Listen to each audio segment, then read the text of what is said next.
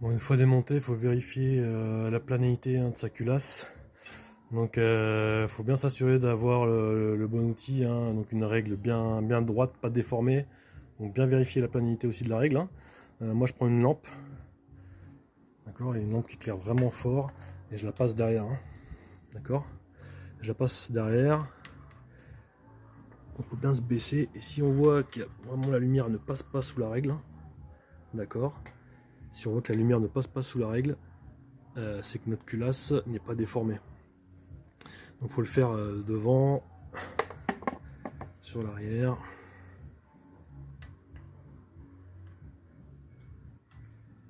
Bon, pour l'instant ça s'annonce plutôt bien, on va dire. Et après il faut les faire sur les diagonales. Pour faire sur les diagonales, moi j'utilise un réglé bien droit pour passer entre les soupapes, parce que j'ai pas démonté les soupapes, hein. Donc bien ça vérifier la planéité de sa culasse avant de choisir son joint. Si la culasse est déformée, il faut la faire rectifier à la cote, et après il faut prendre le joint de rectification, hein. Bon, concernant le joint de culasse et les vis, je change systématiquement les vis. Sur les vis, il y a des poinçonnages à faire. Au bout de 5 poinçons, ça veut dire qu'il y a eu 5 joints de culasse, il faut changer la culasse. C'est ce que dit le constructeur. Pour le joint, si la culasse n'a pas bougé, s'il n'y a pas de rectification, si vous n'avez pas touché au bloc piston ou quoi que ce soit d'autre, si vous montez comme c'était, vous regardez bien ici, hein, donc la référence, et surtout les trous qui correspondent donc au code de rectif, hein, d'accord. Donc moi j'ai un 3 trous, je vais racheter un 3 trous.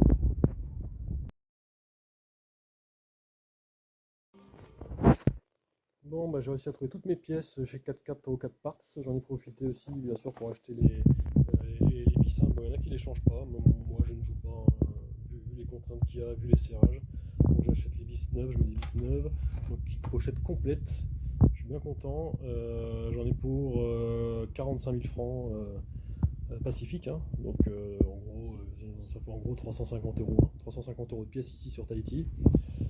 J'étais pas parti pour faire les soupapes, puis en fait au final, quand je vois l'état, et maintenant que c'est démonté, du coup je vais faire un rodage, je vais démonter mes soupapes, et je vais faire un rodage des sièges de soupapes. Et en même temps, j'en profiter, comme dans le kit, hein, comme dans le kit, il y a les joints de queue de soupape. Et bon, on sait jamais, je vais les changer en même temps, comme ça évitera qu'il y ait de l'huile un jour qui aille dans mon piston et que la voiture se mette à fumer, hein, à cause de l'huile qui va dans la chambre de combustion. Voilà, donc ça va faire ce sera la prochaine vidéo, hein, rodage des soupapes. Je vais quand même démonter ma rampe haute pression, maintenant que c'est bien accessible, hein. J'ai pas envie de la salir, j'ai pas envie, surtout il faut que ça reste propre. Donc je vais démonter ma rampe haute pression avec les capteurs qui sont ici. Et ça, je vais bien laisser ça au propre sur mon établi, ça me permettra de nettoyer correctement ma culasse.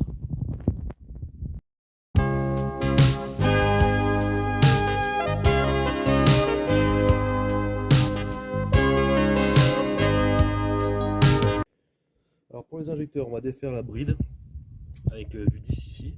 On regarde bien, hein, comment ils sont positionnés. Donc on voit bien que la bride, hein, est bien pile poil ici dans l'axe, hein, d'accord.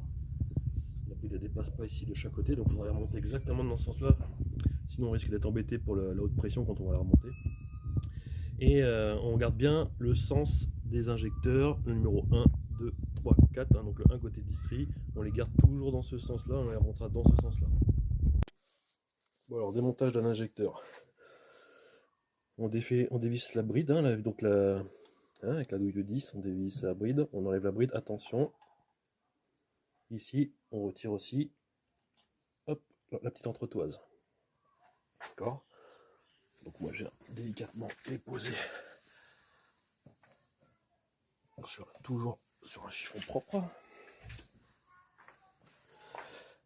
Pour défaire l'injecteur, alors bien sûr on a bouché, on a mis un bouchon, hein, proprement sur l'arrivée, hein, haute pression. Ce que je fais, c'est qu'on essaye déjà de faire pivoter à la main gentiment. Voilà. Ok. Tout doucement. Voilà.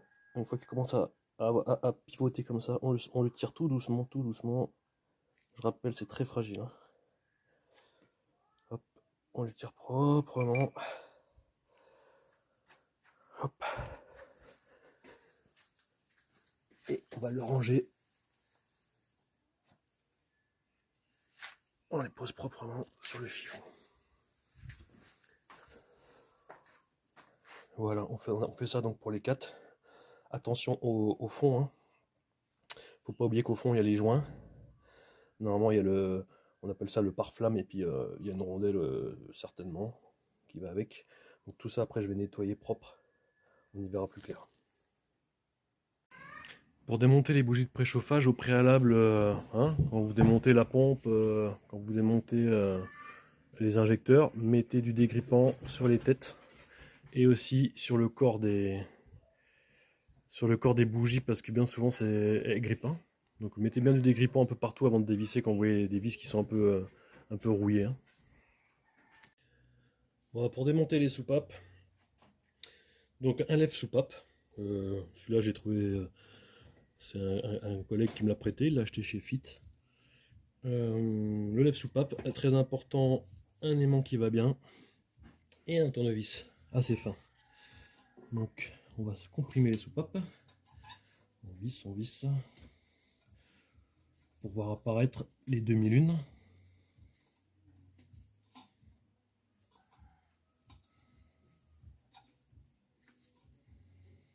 Une fois que les demi-lunes sont bien visibles, hein. Je ne sais pas si on voit bien sur la caméra, je vais vous le montrer comme ça. Donc on les voit, hein, les demi-lunes. Les demi-lunes elles sont là, hein, au bout du tournevis, hein. D'accord. Hop, je vais essayer de remettre la caméra pour qu'on voit quand je les retire. Ok, donc là on prend l'aimant. Et avec le tournevis, on vient juste les bouger. Hop, hop, hop. Faut pas les perdre, parce que alors là, vous en perdez une, on est mal. Et donc, on attrape les demi-lunes. Hop, hop, hop. Sans les faire tomber. Ok. Et après, tout doucement, tranquillement, on va décompresser le ressort. Détendre le ressort plutôt.